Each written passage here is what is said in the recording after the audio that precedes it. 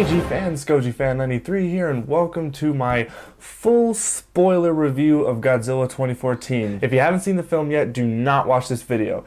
Go and watch my non-spoiler review that I've already done. Alright, so first, I have seen the film now 3 times. I saw it on May 15th, an early showing, and then I saw it on May 16th in 3D, just to give the 3D a try, and then I saw it yesterday with my friends, and that would be the last and probably the final time that I'll see it in theaters, because I think 3 times is enough. I mean, unless I get an urge to want to see it again, which I might, because I really did enjoy this film.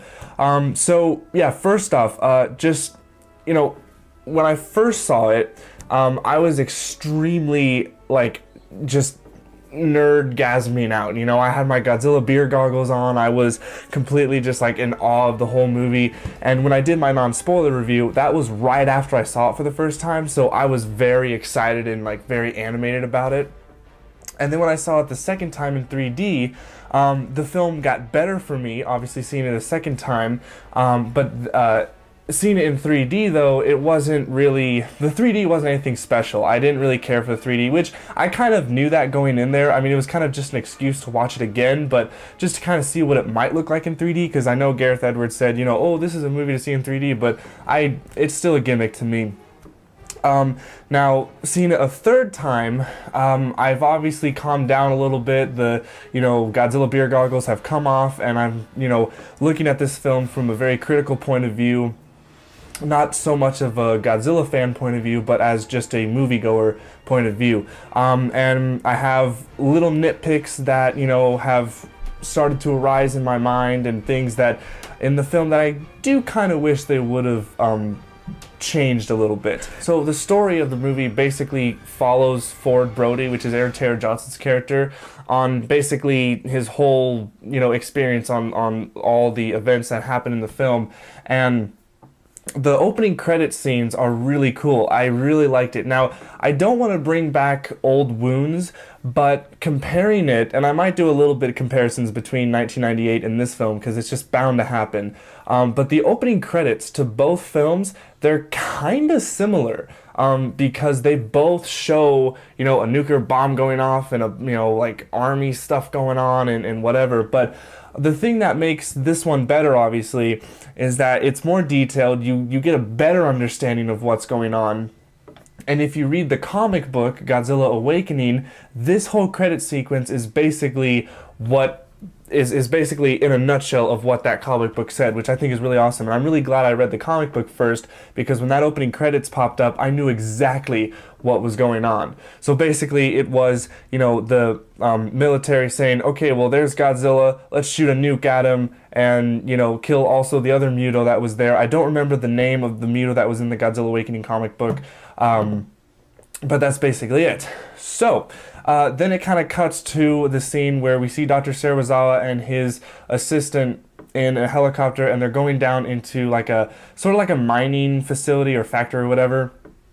And they're going into the caves, and they find this huge skeleton that's in there. And at first, a lot of us thought that it was Godzilla, like, or it was some other Godzilla character, or like the bones of the original Godzilla. But the bones were way too long to have it be Godzilla. And so but what they end up finding is they find 2 little like eggs or some kind of like I don't really know what to call them. But one was closed, but the other one seemed to be open.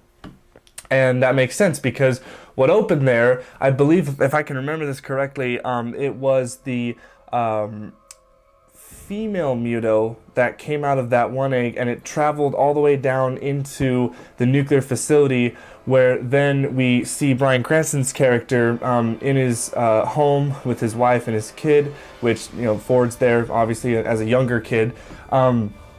And he's talking about that he's noticed, you know, a fluctuation in, you know, tremors and all this stuff. And he's saying that this is not natural, that there's a pattern to this and something's going on. And, you know, I might have to shut down the reactors and And so he's trying to convince them that something else is happening, that this isn't a natural occurrence.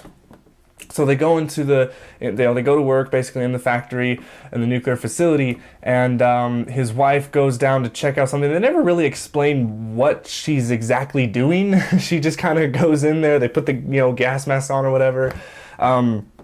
And so there's some dialogue, and then all of a sudden it starts to shake, and like, you know, and at this point, I think a lot of people thought that this was Godzilla, that, you know, Godzilla was attacking the facility, but it's actually the Muto creature, feeding on the nuclear radioactivity, or the nuclear reactor, basically.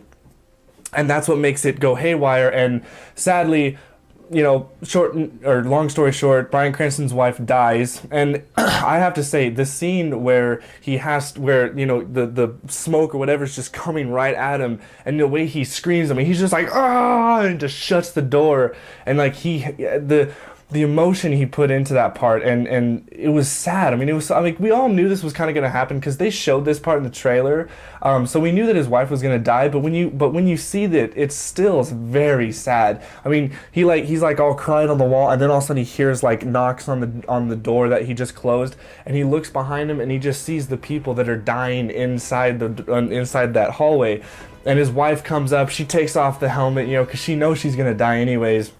And she tells him to take care of Ford and all that, and he's like, yeah.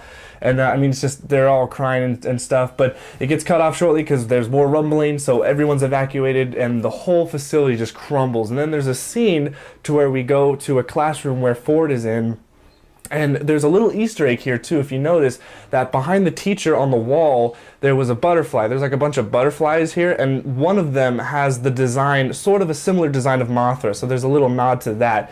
But what happens is Ford looks out into the distance, and he sees the whole factory and just crumble down. Smoke is everywhere and all that. And then it skips to 15 years later, to present time, where Ford is now a husband, a father, and he's in the military. And so he basically goes home after some kind of mission. They don't really explain what he was doing, but he ends up being able to go home. It's his birthday, or yeah, it's his, I think, or yeah, no, it's not his birthday. It's just a welcome home celebration. And I like this scene here because, you know, in this movie, we don't get many scenes of calmness and happiness, I guess. So it's nice to see, and it's also a good character development scene where we get to see Ford and his wife, Ellie, played by Elizabeth Olsen, and they do their, you know, they talk and stuff like that.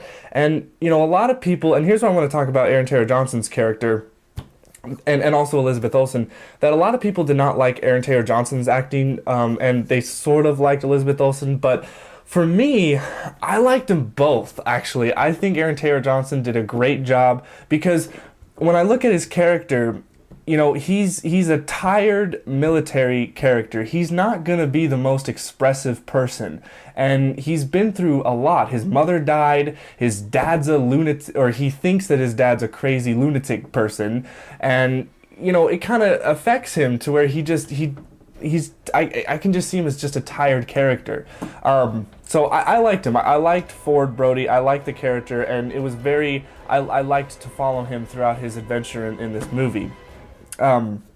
But anyways, so it gets cut short with his celebration with his wife because they were about to make some whoopee, but then they get a phone call and his wife says that your father has now been arrested in Japan, so they have to fly all the way down to Japan and Ford goes.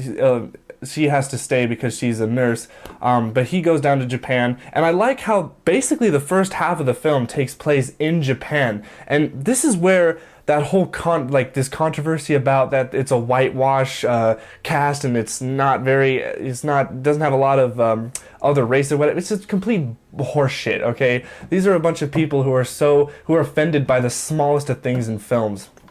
But the first half takes place in Japan, and I think it's really great. So anyway, so he goes, finds out that his dad is still trying to figure out what happened there, and he knows that something else has happened, and he needs to go to his house that's now in a quarantine zone so he can get his discs, because in those discs they have some proof on there to help him explain that this wasn't a natural disaster. So he ends up going, and in the quarantine zone, and they're walking in the quarantine zone, and all of a sudden Brian just looks at like his little, I guess, radiation radar thing. It's like says how much radiation is in a place, and he looks at it and it's at 0.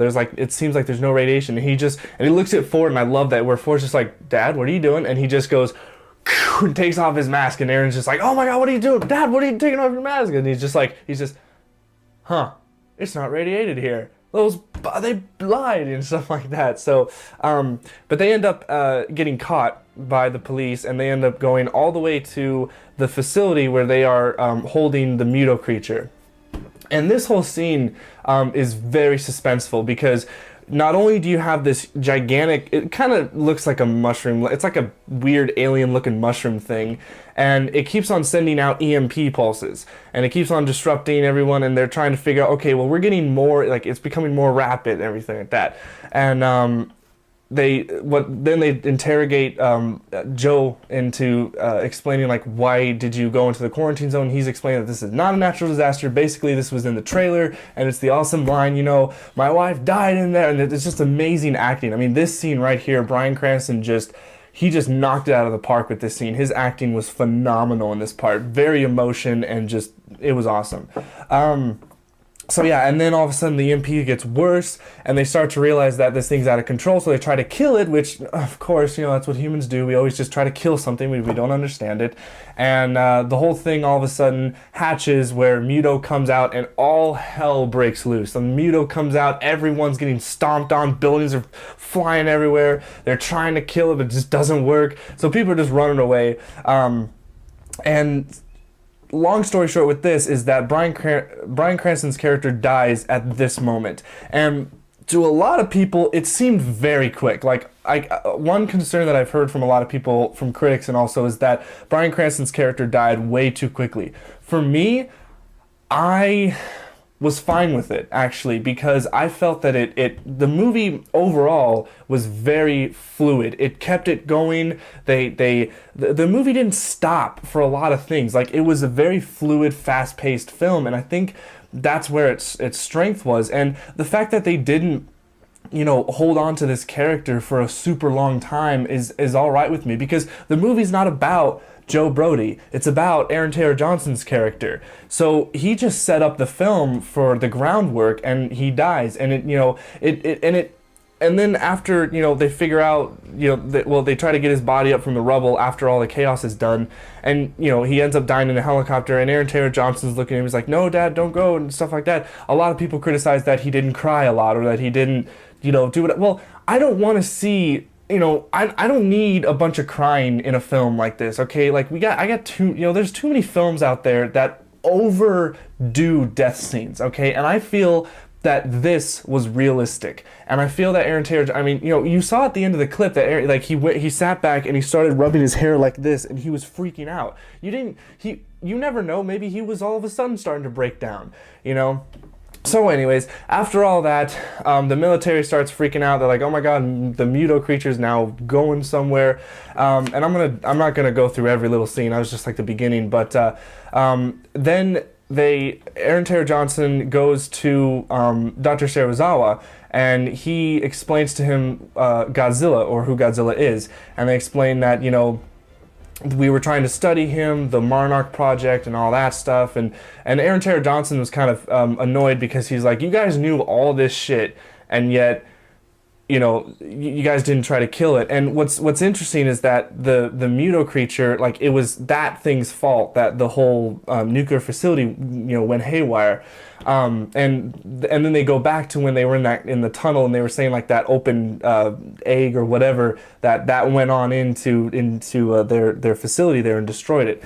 Now, after they do that, they figure out what Godzilla is, and the Dr. Serizawa, I love how his character, he basically makes Godzilla sound like a good guy, and he definitely pushes the notion that, you know, he's the balance of power, and that Godzilla will go and take on the Mutos and save us. But really, Godzilla doesn't give a shit about saving humanity or anything like that. He's just out to get the Mutos, and that's it. That's all he's out there to do.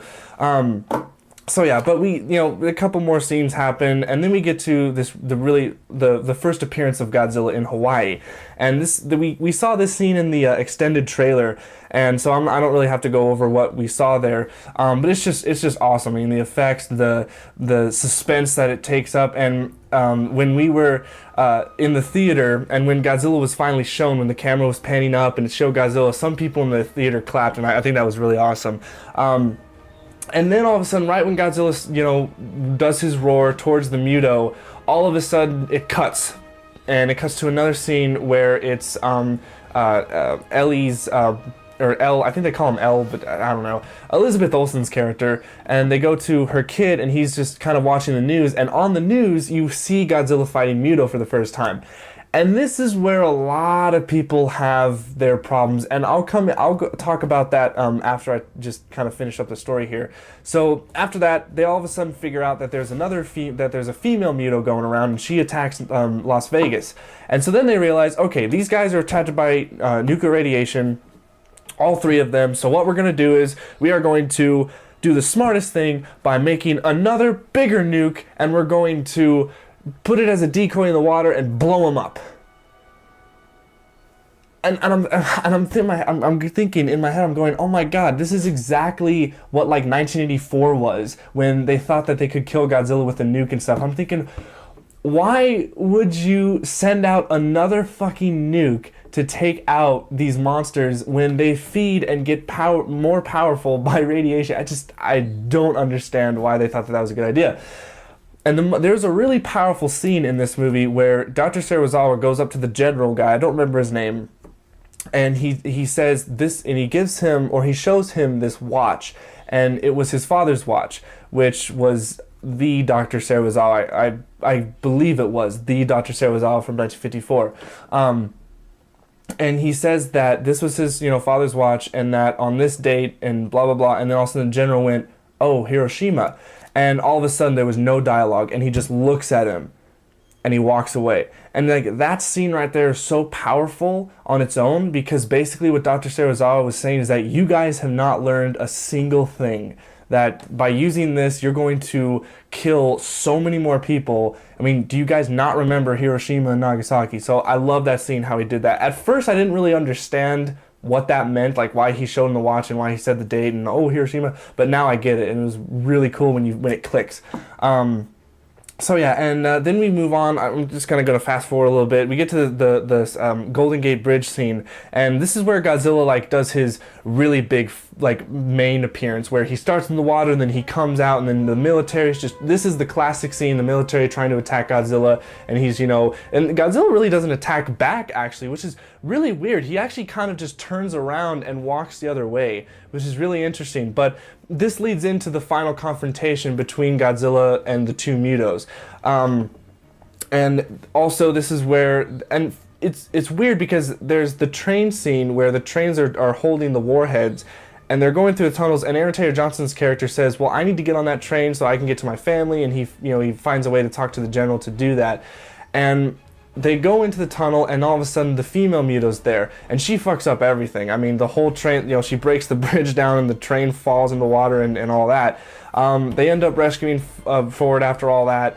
I'm trying to remember. I'm trying to do this as best I can off the top of my head. Yeah, and what they do is, for some reason, the nuke all of a sudden becomes irrelevant or something like that. Like they have to disarm it because I don't know. It's weird. They have like two backup plans. They say, well, we can't. I don't know. It's really weird how it kind of went by really quickly. Like they had this like room where they were talking about what they were going to do, and this is where they're talking about the Halo jump, which is the most probably the famous thing in the main trailer that they showed. And they say that we either going to have to put it on a boat and send it off into sea so that it'll detonate there or whatever, because for some reason they can't disarm the bomb. I don't know. It gets kind of convoluted here. Someone else maybe can explain it better than I can. So then we get that awesome Halo drop scene where they, Aaron Taylor Johnson, they're all, and you have the what is it, 2001 Odyssey music that was going on, the choir and it's really eerie sounding, and they fall. And what's cool is that we actually get some new scenes, like this wasn't in the trailer and stuff, but like while they're falling, you actually see Godzilla fighting the Muto, and then Godzilla turns around and they get really close to Godzilla. It's really crazy. And this is the part in the movie that is the final battle between Godzilla and Muto, and this is where it becomes the traditional final battle of a Godzilla movie, where it cuts to some monster fighting, then it cuts to some human drama, then it cuts back to monster fighting, then it cuts to human drama. And I know a lot of people get annoyed with that, but that's how a Godzilla movie works, and I think it worked perfectly here. So they go and they try to disarm the bomb. They find out that the female Muto has dug a hole to lay her nest, or to lay her eggs, not her nest, to make a nest, to lay her eggs, and they figure out that they can't open the nuke, so they have to take it onto the boat to send it out into sea. And then they all leave, but then Aaron Taylor Johnson, he looks back and he sees all the eggs and they're like, you know what, we need to take these things out. So he goes, puts some gas, and then it just blows up the whole nest. Once it blows up the whole nest, before this, Godzilla was also getting his ass owned, by the way, by the two Mutos. And something that I really liked with this battle is that when Godzilla's getting pounded by both Mutos, you kind of notice that when the male Muto jumps up and lands on Godzilla, you can hear Mothra's roar. I kid you not. There was like a little bit of a arrow, and like I can't do her roar that well, but she does like a little bit of a roar, and it's like, oh, that was awesome. I love that. That was like some cool fan service there. And also when he blows up the nest, you can kind of see that like the camera pans up and there's like this weird dragon looking head that's in the water, and it reminded me of King Ghidorah right away. But then I kind of looked at it, and then I saw ETN's review of this movie, and he said that it reminded him of Manda, and I thought that was pretty interesting as well. So I was like, oh, okay, so it could be either or, I guess, however you interpret it. So that was like another little Easter egg. I also forgot, way back at the beginning of the film, while Joe and Ford Brody are looking through their old house, if you notice there's like a little glass case on the bottom, it says Mothra there, so it's just another little Easter egg there. So anyways, so they try and take the bomb out into the ocean, and Godzilla's trying to take on the Mutos, and the final battle is really awesome, and I'll delve deeper into what I thought about the battle. And basically, long story short, Godzilla saves the day. I mean, that's really it. Godzilla saves the day. He kills both Mutos, and then he allows Aaron Taylor Johnson to go and move the boat away. He gets rescued. The bomb goes off, which there's a little bit of a problem that I have with that, because there's a nuke that just went off, and yet everyone seems to be fine. I don't know. It's kind of weird. And then it's just kind of, yay, Godzilla's won. And like, it's weird because when Godzilla's going back into the bay, there's a little caption on the news that says, "King of the Monsters, savior of our city." And I'm like, well, if that's how you want to interpret it, because Godzilla don't give a shit. But anyways, he goes into the bay, classic scene where Godzilla just goes out in the ocean, and right there it ends. Sadly, there's no end credits, but we kind of knew that because, Gareth said that he hated end credit scenes. So that's the story. I hope I summed it up as best as I could, because I know I make mistakes when it comes to, I'm terrible when it comes to talking about stories and movies. And even after I've seen a movie 3 times, I still kind of forget some major plot points. Anyways, so I want to talk about the characters now. This will be a longer review because in this review I wanted to talk about what I thought of the movie just overall, like 100%. I just wanted to really dive into this movie. So the characters of the movie, though, I loved every single character in this film. It's very rare that I like the whole cast. Obviously Bryan Cranston's character, #1 character in this movie. He did a fantastic job. The acting was amazing. Once again, I loved Ken Watanabe's acting. He was fantastic.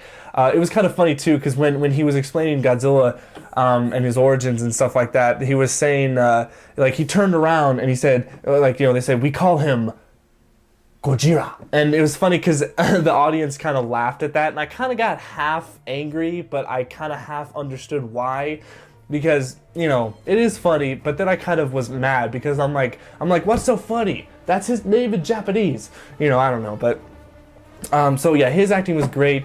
His assistant, I can't remember her name because I don't know the actor that well, but she was all right.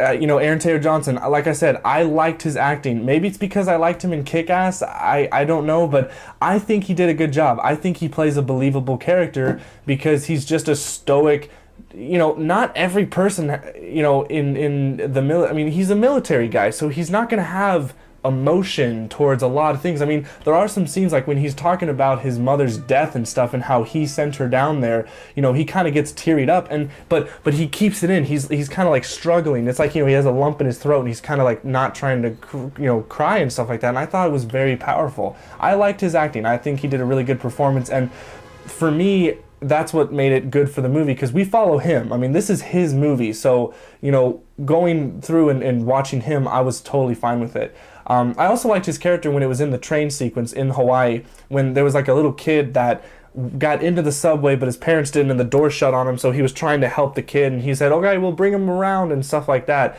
And I liked how he'd take care of the kid. You know, he gave him like a little soldier from his old house that was in the quarantine zone, and how he just helped the kid, like when the Muto broke the train in half, and like the train was flipping up this way, and he fell, but he grabbed the door, and then like the seat, and all of a sudden the kid was falling down, he grabbed the kid and stuff like that. And I really liked how, you know, he was a hero. I mean, he really was.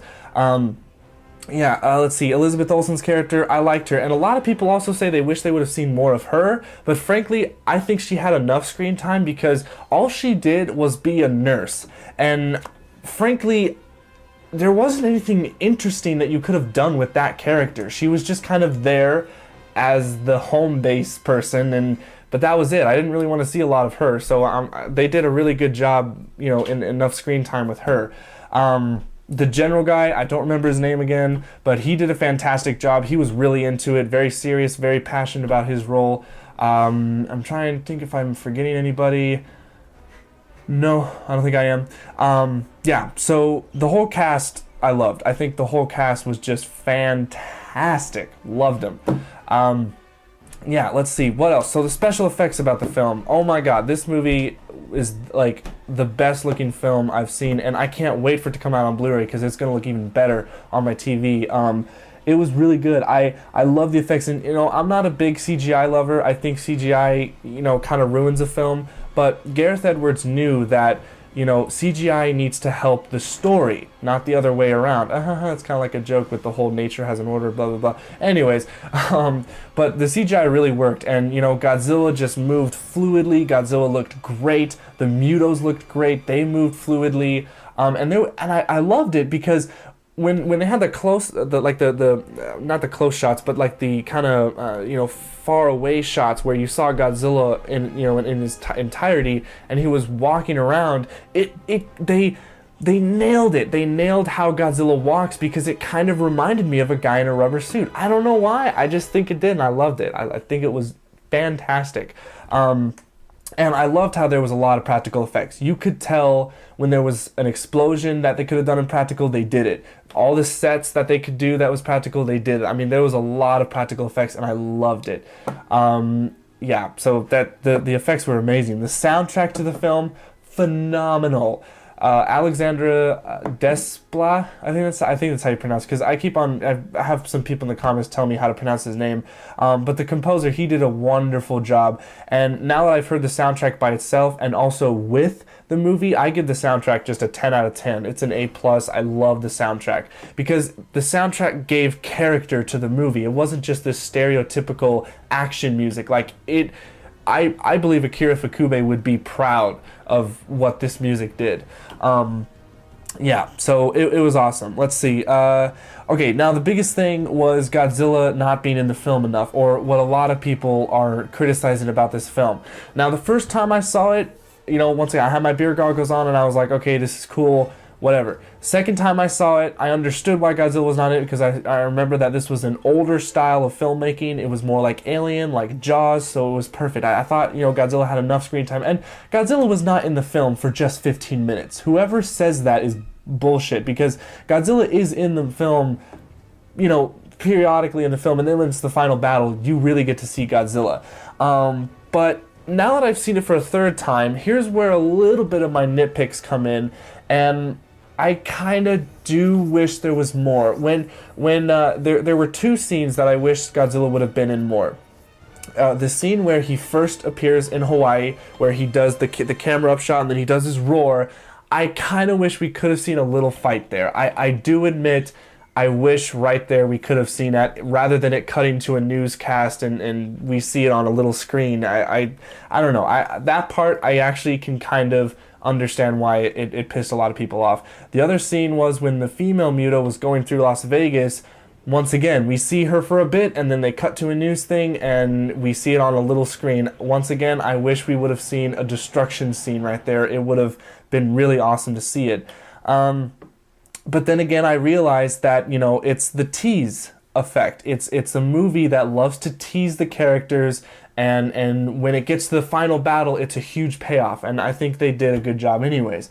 All right, now I want to talk about the final battle in the film with Godzilla and the two Mutos. I think it was fantastic. It was probably one of the best fights, and it was short but sweet. And there's a lot of Godzilla fights that are short and sweet. And I'd rather want a Godzilla fight that's short and sweet rather than a very long, kind of boring fight. I can say, like, maybe, even though I love Godzilla vs. Space Godzilla, that final battle, I think, went on for way too long. It was a little bit too long of a battle where some things weren't really happening. So this final battle in this movie was, I loved it. I think it was great, especially with the effects and just the movement and, oh, I mean, man, Godzilla got tag team, man. I mean, he was like trying to take on the female, and the male just kind of comes up and grabs Godzilla and like throws him against a building. The female runs him into a building, and like they start biting him. They start poking him with their legs and stuff like that. I mean, it's like, damn, they were messing him up. But then what I loved is that when Godzilla takes on the male Muto for the last time, and the male Muto is coming up behind him, and Godzilla's smart, and he just turns around and smacks his tail, and boom, right into the building, just impales the Muto right there. I thought that was awesome. And then we get the final coup de grace, which I thought was just fantastic, where Godzilla grabs the female Muto, and he turns her around, grabs her mouth, opens her jaw, and at this point I thought Godzilla was going to do a King Kong where he was just going to rip her jaw or something like that, or kind of crack her neck or something like that, but he does the unexpected, unbelievable, grabs her, does his atomic breath down her throat, basically being the kiss of death, and just melting her body from her neck, and it breaks off, and Godzilla just does his roar and just throws her head into the water. It's like, oh, that... I literally lost my shit when that part came up. I in the theater. I was just like, oh my god, because we've never seen Godzilla do that. I mean, I guess the only other time Godzilla's actually like blown up an enemy from the inside was in Godzilla 2000 with Orga. But other than that, that was probably one of the best finishers I've ever seen Godzilla do. Another thing was when Godzilla, when the female Muto was about to attack Aaron Taylor Johnson's character for the first time, and I loved how all of a sudden you see this blue like glow, and everyone in the theater was like, oh, there he goes, and I love it starts from his tail and it goes up into his back, and then Godzilla just burls out his chest, and then just right into the female Muto. It was awesome. I loved it. Now, the beam itself, it's very interesting looking, and I was really worried that it was going to be kind of like this spit napalm look, like it was going to be like very bleh, but it actually was pretty cool, and you could see a little bit of a spiral in there, so they were being traditional with it, but they were also updating it, and I loved it. I think it was fantastic.